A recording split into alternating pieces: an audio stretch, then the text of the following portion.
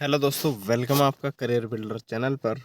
और आज हम आपको बताएंगे कि जो एसएससी सीएचएसएल का नोटिफिकेशन रिलीज़ हुआ है, आप उसकी किस तरीके से तैयारी कर सकते हैं। क्योंकि आपको पता है कि इसका जो पेपर है वो जून या जुलाई में होने वाला है, लेकिन हम जून को प्रेफरेंस देते हैं और हम यहाँ से ये देखते हैं कि अब हमारे पास लगभग लगभग जितने भी हमारे डेज़ हैं वो कितने डेज़ हैं लगभग। तो हम 45 डेज़ के बारे में अगर बात करें तो 45 डेज़ परफेक्ट हैं कि 45 डेज़ आपको मिलेंगे ही मिलेंगे। तो चलिए, ये तो आपका एग्ज़ाम पैटर्न है, वो तो मैं आपको आगे भी बता दूंगा। और आज हम बात करेंगे SSC CHSL combined higher secondary level examination को क्रैक करने की रणनीति के बारे में। तो देखिए, सबसे पहले कि बेस्ट स्ट्रेटजी आपकी क्या है, किस तरीके से कि आपका एसएससी एग्ज़ाम किस तरीके से आप क्लियर कर सकते हैं। एसएससी के लिए एग्ज़ाम में ना केवल एसएससी सीएचएसएल, एसएससी सीजीएल और एसएससी सीपीओ पर भी ये लागू होता है। लेकिन क्योंकि आज हमारा मुख्य फोकस जो है वो एसएससी सीएचएसएल है, तो हम केवल और केवल उसके बारे में ही बात करेंगे। एसएससी सीएचएसएल को देखिए, सिलेबस जो है वो सिलेबस में कुछ सब्जेक्ट्स आते हैं जैसे कि mathematics, reasoning, English, general awareness और कंप्यूटर, जो कि जनरल अवेयरनेस में ही इंक्लूड हो जाता है। फिर अगर हम बात करते हैं, जैसे कि मैंने आपको बता ही दिया है। अच्छा, लेकिन अब हम देखते हैं सिलेबस के अलावा जो एसएससी सीएचएसएल के द्वारा आपको पोस्ट मिलती हैं, वो पोस्ट आपको कौन कौन सी मिलती हैं। तो सबसे पहले एलडीसी लोअर डिवीज़न क्लर्क की पोस्ट आप यहाँ से ले सकते हैं। जेएसए जूनियर सेक्रेटरीट असिस्टेंट की आप पोस्ट यहाँ से ले सकते हैं। पीए पोस्टल असिस्टेंट की पोस्ट यहाँ से ले सकते हैं। एसए सॉर्टिंग असिस्टेंट की भी आप यहाँ से जॉब आप ले सकते हैं। और डीईओ डाटा एंट्री ऑपरेटर की भी, और डीईओ ग्रेड ए तक की जॉब आप यहाँ से ले सकते हैं। फिर बात करें अगर यहाँ की सैलरी स्ट्रक्चर की, तो हर एक पोस्ट का मैंने सैलरी स्ट्रक्चर यहाँ पर दिया गया है। लेकिन आज हमारा जो मुख्य फोकस है वो सैलरी स्ट्रक्चर को ध्यान में ना रखते हुए आप इसका एक स्क्रीनशॉट ले सकते हैं। तो मैं कह रहा था कि सैलरी स्ट्रक्चर को ध्यान ना रखते हुए आज हम रणनीति के बारे में चर्चा करेंगे। तो देखिए, सबसे पहले अगर मैं आपको बात बताता हूँ कि एसएससी सीएचएसएल टीयर 1, अच्छा, एसएससी सीएचएसएल 2 एग्जामिनेशन में क्लियर होता है दोस्तों, टीयर 1 एंड टीयर 2। टीयर 1 आपका क्वालिफाइंग नेचर का होता है, जो भी बच्चे टीयर 1 को क्लियर कर जाते हैं वो टीयर 2 में बैठते हैं और टीयर 2 पर ही आपकी मेरिट लगती है। जैसे कि अब आपको ये पता है कि 4 सब्जेक्ट इसमें आया करते हैं, जनरल इंटेलिजेंस एंड रीजनिंग, जिसको हम कहते हैं जनरल अवेयरनेस, क्वांटिटेटिव एप्टीट्यूड और इंग्लिश कॉम्प्रिहेंशन। हर एक सेक्शन से 25 क्वेश्चन 50 मार्क्स के होते हैं। अर्थात आपसे यहाँ से ये समझें कि 1 क्वेश्चन 2 मार्क्स का होता है, और अगर आप एक क्वेश्चन गलत कर देते हैं तो आपके 0.50 मार्क्स, यानी कि 1/4 की नेगेटिव मार्किंग यहाँ से रखी गई है। ये 100 क्वेश्चन दोस्तों आपको 60 मिनट में करने होते हैं, और लगभग लगभग आपको 100 क्वेश्चन में से 90 क्वेश्चन, 85 क्वेश्चन तो आपको करने ही करने होते हैं, ताकि आपका एग्ज़ाम क्लियर हो सके, ताकि आपका टीयर 1 क्लियर हो सके। फिर अगर हम बात करते हैं, देखिए एसएससी सीएचएसएल की जो टीयर 2 एग्जामिनेशन है, जिसके बेस पर मेरिट लगती हैं, तो उसमें कुछ सेक्शंस हैं और वे सेक्शंस कई मॉड्यूल में डिवाइडेड हैं। तो हर एक सेक्शन, ऊपर के जो 2 सेक्शन हैं वो 2 मॉड्यूल में डिवाइडेड हैं, mathematical abilities, reasoning and general intelligence. तो इनमें से हम जनरल अवेयरनेस, सॉरी, रीजनिंग और मैथमेटिक्स, इसके 30 क्वेश्चन आते हैं, 90 मार्क्स के होते हैं। हर एक क्वेश्चन 3 मार्क्स का हो गया। फिर हम बात करते हैं सेक्शन 2 की, जो कि मॉड्यूल 1 में इंग्लिश लैंग्वेज एंड कॉम्प्रिहेंशन है, और सेकंड में जनरल अवेयरनेस है। जनरल अवेयरनेस के 20 क्वेश्चन 60 मार्क्स के एंड 40 क्वेश्चन इंग्लिश के 120 मार्क्स के यहाँ पर रखे होते हैं, और हर एक सेक्शन के लिए आपको 1 घंटा यहाँ पर दिया जाता है। फिर बात करते हैं, देखिए जो भी दोस्तों डीईओ के लिए तैयारी कर रहे हैं, एलडीसी जेएसए के लिए तैयारी कर रहे हैं, उनके लिए स्किल टेस्ट और टाइपिंग टेस्ट मॉड्यूल भी रखा गया है, जो कि 15 मिनट और 10 मिनट्स में होता है। चलिए, फिर अब हम बात करते हैं, जैसे कि मैंने आपको बताई है कि इसमें 4 सिलेबस होते हैं, 4 सब्जेक्ट होते हैं आपके सिलेबस में। लेकिन अब हम देखते हैं किस तरीके से होते हैं। क्या किसी एक सब्जेक्ट की परसेंटेज ज़्यादा है? नहीं, ये तो चीज़ मैंने आपको बता ही दी कि 25 25 25 25 क्वेश्चन आपके 100 में से होते हैं। यानी कि आप यहाँ से देख सकते हैं कि जो हर एक सेक्शन है वो 25% आपका क्लियर टीयर 1 में आपका भूमिका निभा रहा है। अगर हम बात करते हैं मैथमेटिक्स की, तो मैथमेटिक्स में आपको सबसे पहले अर्थमेटिक और एडवांस, ये 2 आपको सेक्शन इसमें कंप्लीट करने होते हैं। अगर मैं बात करता हूँ, देखिए अर्थमेटिक की, तो अर्थमेटिक में कुछ सिलेबस रखे गए हैं, कुछ चैप्टर्स रखे गए हैं, जिनको आपको तैयार करना होगा 45 डेज़ में ही, और इनकी प्रैक्टिस भी लगानी होगी। परसेंटेज है, compound interest and simple interest है, प्रॉफिट एंड लॉस है, पार्टनरशिप है, रेशियो एंड प्रोपोर्शन है, एवरेज है, मिक्सचर एंड एलिगेशन है, टाइम एंड वर्क है, टाइम एंड डिस्टेंस है, and wage, pipe and cistern है, and train, boat and stream है। और एक मैंने जैसे कि आपको बताया था कि इसमें जो मेंशन नहीं है वो कौन सा है, रेशियो एंड प्रोपोर्शन आपका एक चैप्टर यहाँ से रखा गया है।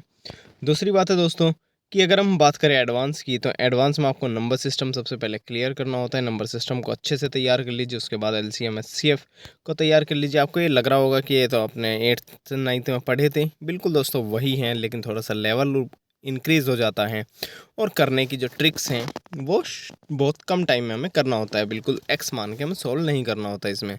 तो सिंप्लीफिकेशन है, मेंशुरेशन है, 2D एंड 3D, ट्रिग्नोमेट्री है, ज्योमेट्री है, डाटा इंटरप्रिटेशन है, स्टैटिस्टिक्स है, प्रोबेबिलिटी है, और अलजेब्रा यहाँ से रखा गया है।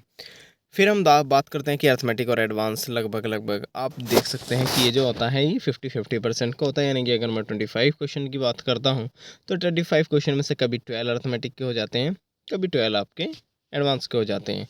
लेकिन जहाँ से जैसे अगर मैं आपको ज़्यादातर एवरेज बताता हूँ तो इसमें अर्थमेटिक के क्वेश्चन थोड़े से ज़्यादा आते हैं। तो 16 to 17 आप अर्थमेटिक समझ सकते हैं, और बाकी के जो 8 to 9 क्वेश्चन हैं आप यहाँ सर एडवांस के समझ सकते हैं। अगर मैं रीजनिंग की बात करूँ तो classification, analogy, puzzle, sitting arrangement, matrix, direction order, dice, Venn diagram, cube and cuboid, blood relation, number series, verbal reasoning, non verbal reasoning, statement and conclusion, embedded figure, statement and judgement यहाँ से रखे गए हैं। Calendar and clock भी आपके SSC examination में आता है। कैलेंडर एंड क्लॉक आपका बैंकिंग एग्जाम में नहीं आता है, लेकिन ये एसएससी एग्जामिनेशन में आता है। बात करें अगर इंग्लिश की, तो इंग्लिश में देखिए आपका 3 सेक्शन में आपके इंग्लिश का पेपर आया करता है। तो ग्रामर है, वोकेबलरी है, और आपका रीडिंग कम्प्रीहेंशन है। लेकिन हम पहले बात कर लेते हैं ग्रामर की। तो tense, narration, voice, parts of speech, जिसमें noun, pronoun, adjective, conjunction, interjection, verb, adverb and preposition रखी गई हैं। फिर बात करें वोकेबलरी की, वोकेबलरी में आपको one word substitution, idioms and phrases, एंटोनियम्स, synonyms, spelling and use of phrasal verb आपको आना चाहिए। रीडिंग में अगर हम बात करें तो reading comprehension, para, jumble and cloze test यहाँ से रखे गए हैं। तो आप यहाँ से इंग्लिश का जो मॉड्यूल है वो यहाँ से देख सकते हैं कि किस तरीके से इस पाई चार्ट में मैंने आपको दिखाया है कि कितना रीडिंग पोर्शन आता है, कितना वोकेबलरी आता है और कितना ग्रामर आता है। तो ग्रामर की अगर मैं बात करता हूँ दोस्तों, तो ग्रामर के लगभग 25 में से आपके 12 क्वेश्चन भी ना अगर मैं ना बोलूँ तो दोस्तों कम से कम आपके 8 to 9 क्वेश्चन तो आपके ग्रामर के होते हैं, 8 to 9 क्वेश्चन आपके वोकेबलरी के होते हैं। बाकी के जो बच जाते हैं 5 to 6 क्वेश्चन ये आपके रीडिंग कॉम्प्रिहेंशन और क्लोज टेस्ट के हो सकते हैं। अगर बात करते हैं जनरल अवेयरनेस की, तो जनरल अवेयरनेस आपका 3 चीज़ों में होता है, जीके, स्टैटिक जीके और आपका करंट अफेयर्स। अच्छा, अगर मैं बात करता हूँ जीके में, तो history, geography, economics, polity, physics, chemistry, biology, और स्टैटिक जीके में आप ये यहाँ से सिलेबस देख सकते हैं जो आपको यहाँ से तैयार करना है। स्टैटिक जीके के जो कि 8 से 9 क्वेश्चन इसमें पूछे जाते हैं, तो आप इसको अच्छे से तैयार कर लेते हैं तो आपके 8 से 9 क्वेश्चन आपके कम्प्लीटली हो जाते हैं। क्योंकि आपको भी पता है कि हिस्ट्री, ज्योग्राफी, इकोनॉमिक्स का थोड़ा सा दायरा बड़ा है, लेकिन आपको स्टैटिक जीके का दायरा बिल्कुल फिक्स मिलेगा। कंप्यूटर और करंट अफेयर्स से यहाँ से क्वेश्चन पूछे जाते हैं, तो यहाँ से आप इसका एक पाई चार्ट में देख सकते हैं किस तरीके से मैंने आपको दिखाया गया है। लेकिन कंप्यूटर में दोस्तों कई बार तैयारी कर रहे होते हैं जो हमारे अभ्यर्थी, उनको ये नहीं पता होता है कि कंप्यूटर में क्या करें। तो कंप्यूटर में बस आप इतना कर लीजिए जो मैंने ये 12 पॉइंट्स में आपको बताया गया है, तो बस आप इतना कर लेंगे तो आपका एसएससी एग्जामिनेशन कोई भी निकल जाएगा। अच्छा, अगर आपको सिलेक्शन लेना है इसी बार 45 डेज़ में, तो आपको क्या नहीं करना है सबसे पहले हम वो देख लेते हैं। क्या करना है वो ज़रूरी तो है ही, लेकिन हमें क्या नहीं करना है वो भी हमें यहाँ से देखना होगा। तो आप अपने एक ही सोर्स के मैनी टीचर्स को मत पकड़िए कि आप हर एक टीचर से आप मैथ ही पढ़ रहे हैं। लेकिन दोस्तों आपको ये समझना होगा कि आपके पास केवल और केवल 45 to 50 डेज़ हैं, और 45 to 50 डेज़ में आप अगर हर टीचर को टेस्ट करोगे तो ये गलत है। मैं आपको कुछ टीचर्स के नाम बता सकता हूँ, कुछ प्लेटफॉर्म बता सकता हूँ जहाँ से आप कर सकते हैं, लेकिन प्लेटफॉर्म हम अपने प्लेटफॉर्म पे नहीं बता सकते हैं। अगर आप देखेंगे तो कुछ प्लेटफॉर्म अच्छे हैं जिन पर बढ़िया पढ़ाई होती है एसएससी के बारे में। अच्छा, फिर आप सोशल मीडिया पे इतने ज़्यादा एक्टिव मत रहिए। इंस्टाग्राम एंड फेसबुक पे अगर आप एक बार ऑफिसर बन जाते हैं, एक बार आप कहीं पे भी क्लर्क बन जाते हैं, डाटा एंट्री ऑपरेटर बन जाते हैं, और 80 to 90,000 आप अपने इन हैंड सैलरी ले रहे होते हैं, एक अच्छी खासी सैलरी, एक हैंडसम सैलरी आप ले रहे होते हैं, तब आप सोशल मीडिया का यूज़ कीजिए, तब अच्छा भी लगता है। लेकिन अगर आप बेरोज़गार होकर आप इंस्टाग्राम और फेसबुक पर रील देख रहे हैं तो वो सरासर गलत है दोस्तों। तो डोंट वेस्ट योर टाइम। जैसे कि मैंने आपको बोला है, अब क्या करना है या क्या सिलेक्शन की कीज़ हैं हम उसके बारे में देख लेते हैं। तो पेशेंस, कंसिस्टेंसी और डेडिकेशन तो आपको बनाए रखना है। तीनों वर्ड एक जैसे हैं लेकिन हर एक का मीनिंग अलग है और हर एक का मीनिंग बहुत बड़ा है। लेकिन इन सबसे जो बड़ा वर्ड है वो है एक डिसिप्लिन, जो कि मैंने इसमें नहीं लिख रखा है। डिसिप्लिन में दोस्तों आप इन तीनों चीज़ों को करिए, करते रहिए, पेशेंस को बनाए रखिए, कंसिस्टेंसी में लगे रहिए और डेडिकेशन अपने अंदर रखे ही रखिए।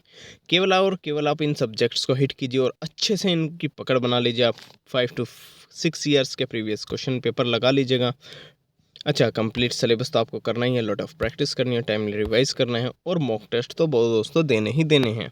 अगर आपने टेस्ट से पहले या आपने अपने एग्ज़ाम से पहले 100-200 मॉक टेस्ट नहीं लगाए हैं तो देखिए आपको थोड़ा सा सामना करना पड़ सकता है। ऐसा नहीं है कि नहीं आपका पेपर निकलेगा, निकल भी सकता है। लेकिन अगर आप 100 to 150 अगर आप मॉक टेस्ट लगा कर जाते हैं तो आपको एक अच्छा कॉन्फिडेंस आप में दिखाई देता है या फील होता है। अगर मैं बात करूँ इनकी कट ऑफ की, तो आप यहाँ से कट ऑफ देख सकते हैं, एक स्क्रीनशॉट ले सकते हैं LDC, DEO और अदर पोस्ट के लिए। यहाँ पर जो भी कट ऑफ लगी थी इस बार, ये Tier 1 की कट ऑफ है दोस्तों। अच्छा, अब यहाँ से आप ये देख सकते हैं कि पोस्टल असिस्टेंट का प्रमोशन हो के वो चीफ सुपरवाइज़र तक बन सकता है। लोअर डिवीज़न क्लर्क जो कि सेक्शन ऑफिसर तक जा सकता है। डाटा एंट्री ऑपरेटर जो कि DEO, फ्रेड सिस्टम एनालिस्ट बन सकता है और असिस्टेंट क्लर्क जो कि एक हेड क्लर्क तक यहाँ से बन सकता है। फिर मैंने जैसे कि आपको बताया कि सेक्शनल मॉक्स अगर आपको मॉक टेस्ट देने हैं तो सबसे पहले दोस्तों सेक्शनल मॉक्स दीजिए, उनका एनालाइज़ कीजिए। फुल मॉक्स दीजिए, एनालाइज़ कीजिए। क्यों? क्योंकि आपको ये क्वेश्चंस हैं, है ना। आपको अगर मैं Tier 1 के बारे में आपको कुछ स्ट्रेटेजी बताता हूँ, कुछ दोस्त मॉक टेस्ट नहीं खरीदते हैं, वो प्रैक्टिस सेट लगाते हैं। तो आपको मैथमेटिक्स में 20 मिनट देने हैं दोस्तों, रीजनिंग में आपको 18 मिनट्स देने हैं, इंग्लिश में आपको 12 मिनट्स और GS में आपको 10 मिनट्स यहाँ से आपको देने हैं। और 1 to 2 मिनट्स आपको सबसे पहले पूरे क्वेश्चन पेपर को रीड कर लेना है कि कौन सा पेपर कहाँ है। क्योंकि अगर आपको यही नहीं पता कि आपको कौन सा क्वेश्चन हिट करना है तो ये आपकी मिस्टेक होगी। आप लगे रहेंगे, टाइम वेस्ट करते जाएंगे, आपको पता है कि वो नहीं होगा या नहीं होगा, आपको ये पता ही नहीं होगा। लेकिन अगर आप एक बार पहले रीड कर लेंगे तो एक अच्छे बैट बॉल की, एक अच्छे क्रिकेटर की तरह, जिसको ये पता होता है कि कौन सी बॉल को हिट करना है और कौन सी बॉल को छोड़ना है, तो उसी की तरह आप यहाँ से अपनी सेंचुरी लगा सकते हैं। अगर मैं बात करता हूँ, देखिए दोस्तों, जैसे कि मैंने आपको बताया है कि सबसे पहले अपनी सिलेबस कंप्लीट कर लीजिए, उसे 2 से 3 बार रिवाइज ज़रूर कर लीजिए।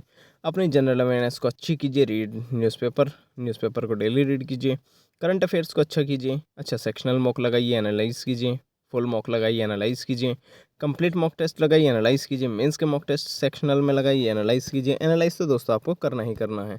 फिर हम बात करते हैं दोस्तों, इतनी अच्छी बातें मैंने आपको बताई हैं, क्या स्ट्रेटजी रहनी चाहिए, क्या तरीका रहना चाहिए, वो सब चीज़ें मैंने आपको बताई हैं।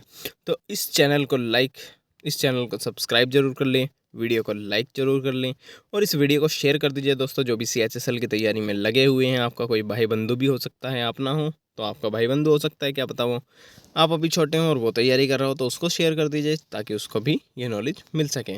और जो दोस्तों तैयारी कर रहे हैं उनके लिए ऑल द बेस्ट।